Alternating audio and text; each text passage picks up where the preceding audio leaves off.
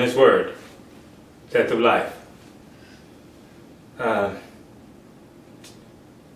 wife shared with you was personal death that she's going through with things. I went through that already. And I was going through it at different levels. Because I'm connected to my wife, it was bothering me. I had to die to that bother. And it's just that intense. This is why not many people are walking in the power.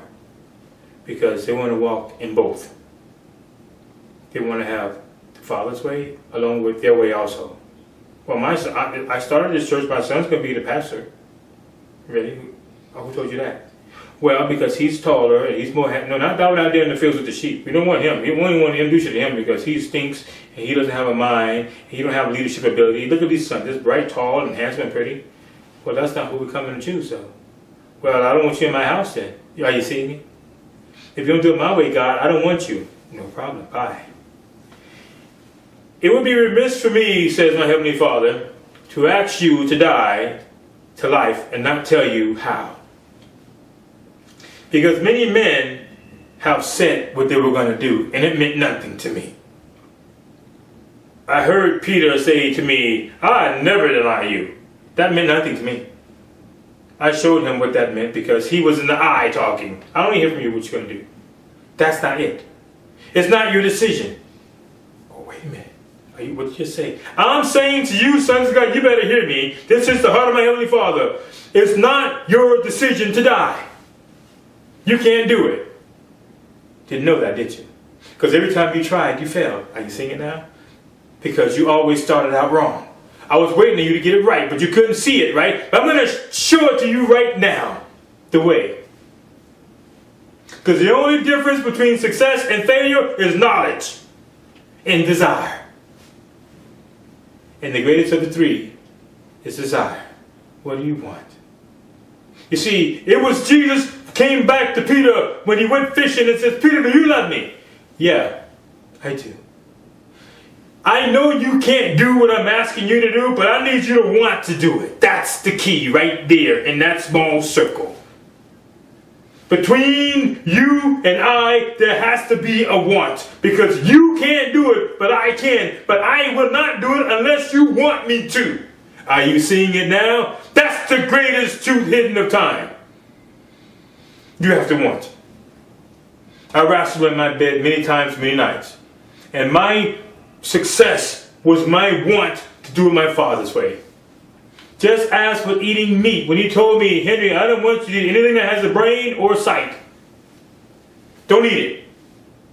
And I said to him, I can't do that. Then he paused. How can you not do what I asked you to do? I said, Father, you are my source of doing it. You can. And I'm agreeing with you on your word.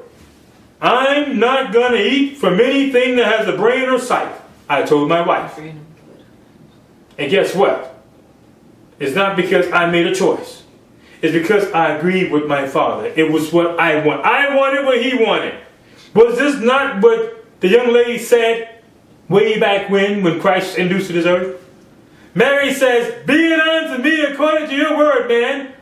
She didn't say, hold on a minute, let me go get a boyfriend and get pregnant and have sex. She didn't say all of that. She didn't have to do it. She said, I can't do this, what you're telling me, but I'm agreeing with you. I want what you want, Father. You want to come to this earth through me? Be it unto me, because that's what I want. I don't want to live my life for me. I want to have some purpose with my life. I don't want to just marry somebody and die. Be it unto me, Father. When you have a heart as my wife, when she stood up here and says, you know, I have all these loves going on. Some loves are old and some not as old. But I want the love of my Father. I can't do this, Father, but I want to do this. And that's all he needs. That's what I've been waiting on, Henry. That's all I was waiting on from the men of time as they stood before me. I waited to see what Peter wanted. I really love you, Father. To do this, I want to do it. Okay. Now, he didn't say I was going to do it like he said before. I never denied you. He didn't say that. But it's not written. He said, be about feed my sheep. And he went showing what he wanted to do. I want to go fishing, but I want what you want more than me wanting to go fishing, Father. I want what you want, says Christ Jesus, more than my want to live. I want to live. I don't want to go to this cross. I'm crying, find another way. But I want what you want. Give me the power to do it. You don't have to ask for the power to do anything if you just want His way. He knows we can't do it in the flesh. He says, listen, don't have confidence in your flesh. Shut up. I don't need you to tell me what you're going to do, Peter. I need you to want it in your heart. Says, Father, I want that right there. I love you. I want to live like that. As I remember my conversion in the flesh, I was in a church, and it was New Year's Eve, and everybody was in there praying. I've done it many times before, and I opened my eyes, and I said, Father, this is not working. I walked outside with tears in my eyes, and I loved Him, and I said, I don't want to do this church stuff anymore. There's no power here. I have a girlfriend, and I have the same scenarios of sins. There's nothing powerful happening. It's the same word, regurgitated. Money, give me your money, do this, do that, watch the building, be a servant, the same thing, and people are dying. I don't want to do this in my life. I said, teach me, Father. I want to be like it was when I read about the disciples. I need to have more. And He heard me, and He spoke to my heart then and says, take my hand. And when I took His hand, the experiences started to happen in my life. Walk through the lies, through the prisons, through the challenges, misunderstandings, all of that stuff. He's just holding my hand. Come on, son. You got to experience this. You got to go through this so you can understand. You got to see what I see. Come on, let's go. It's dark here, isn't it? But just hold on. It's only a valley. It's only a shadow of death. This is not death. You don't have anything. You have everything. You have me. I don't want you to look at what you have. Hold on to my hand. Father, everything is gone. No, it's not gone. That's a perception. I am everything. I have to get it. Got it now. Got it to all that. What looks like I don't have. Your wife is not following you. She's not following. She's following somebody else. I'm died to that now. I'll see who's following when I see you. But I've learned this. You have to have the want, sons of God. If you don't have it, you can't fake the want. Because it's an inside thing. You can talk to anybody. Oh, please, I want you to know. He hears all that crying. Oh, help me, save my life. He sees that. That means nothing. But He sees the want when you get up and you have a boyfriend at home that's not your husband. He sees the want in your heart when you get up and it says, here, give me your money. You want to play the games and the tricks and go into the club and disrespecting His presence. He sees the want. Father, the want is this. It's the pause. It's the waiting. The want is the waiting, like my wife waited for them 15 years, she told me, and there was no man in her life. I always found that unbelievable. What do you mean? No boyfriend? No. There was none of that. And she said it wasn't her choice. She said as many times she tempted with and tangled with incidents that could have led to some adultery, but the Father knew her heart. He wouldn't let it happen. He blocked all of that. And kept her for those times for a man that He's prepared for her that was going to take her life into a different direction now. A higher realm now if she stays connected. Because I'm connected now. I have a husband and He wants me to stand up now and represent Him on this earth. So shall I. I will not be His shame anymore. I will be His glory. And the only way I can be His glory is if I die to the me that is wanting the glory, wanting to be liked, wanting to be accepted. What do you want, sons of God? You better always check yourself before you do anything that the devil offers you to do. And see what you want. Do you want to be happy about it? Want to feel good about it? So make them feel good and like you more? We love you, girl. Yeah, all right, bye. Or do you want the Father that says, that's my daughter right there. That's my son right there. All the other stuff, when you stand before me, don't matter. Well, they like me, so? You can't stand before the presence of our Heavenly Father and say, the world loved me. Because He said, if the world loves you, man, you're an enemy. If you're a friend of the world, you're an enemy of mine. You can't stand before me with that. Look, Father, I was a champion. Look, Father, I was a celebrity. All the world loved me. Look, I was a top person in the church. I had the ministry that everybody watched on TV. You think the Father's going to be impressed with that? And you never developed in the character of anybody His presence? Never, ever developed me. You developed them. You told them how to be successful. You told them how to be happy. Never, ever developed me in them. Tell them to die, man. No, I can't tell them that. They won't give me the money, right? I got to tell them how to be happy, how to be successful, right? No, tell them to die that I may live on this earth.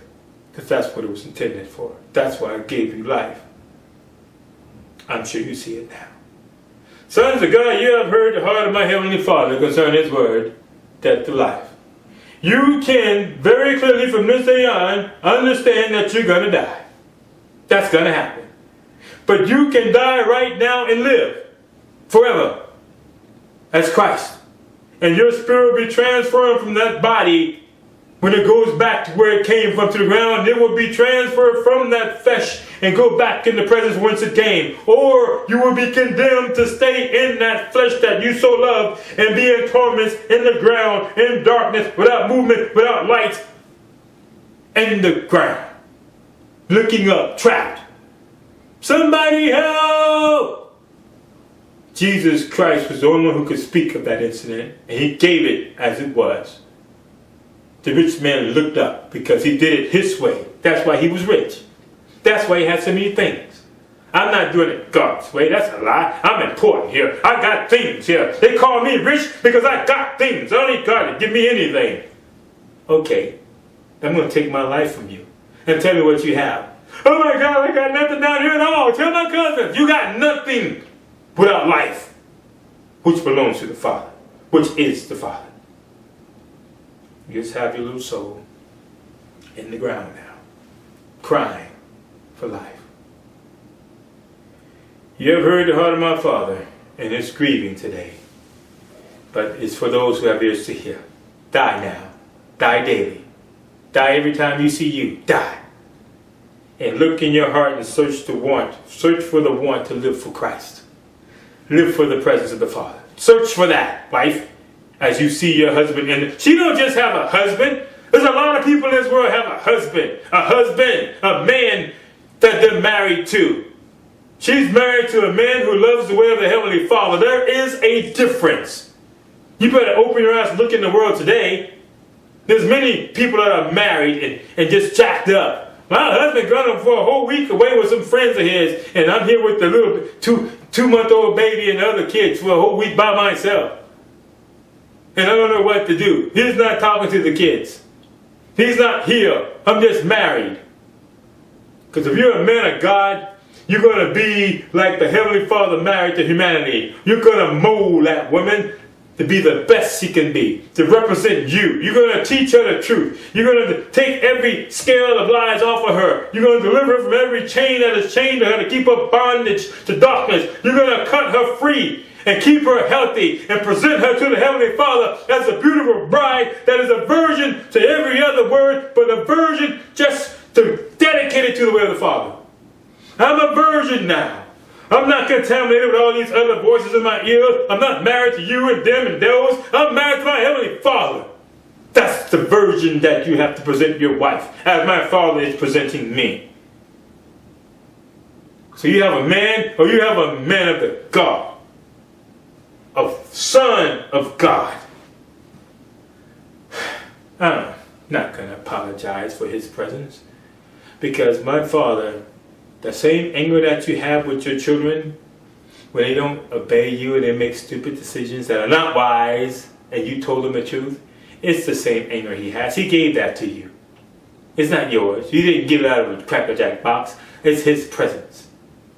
So my Father speaks with anger at times, but then He calms Himself down and says, please, I really want you to hear me. Don't waste it, because I can't help you in the end. Once you've demonstrated who you love, you have to seek help from the one that you loved. You're dead flesh. Sons of God, you can find us at www.sonsofgodchurch.org, or you can go to us on Facebook under my name, Henry Blue. We post there every week. I look forward to seeing you here again at the same place. as our Heavenly Father will speak, awakening His sons of God to His own glory for His hour. And until then, you be blessed.